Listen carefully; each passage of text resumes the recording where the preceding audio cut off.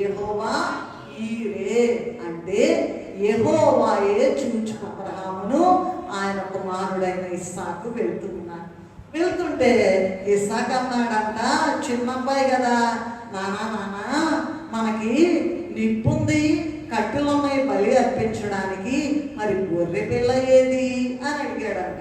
అప్పుడు అబ్రహాం అన్నాడంట, నానా యెహోవా ఈరే అన్నాడు.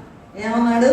యెహోవా పక్కేమో కడుపు తరుక్కుపోతుంది, పిల్లోడిని బలివ్వాలి, ఎట్లాగా అని మరి అబ్రహాము దేవుడు కుమారుడితో ఏమన్నాడంటే యెహోవా ఈరే, యెహోవాయే చూచుకుంటాడు.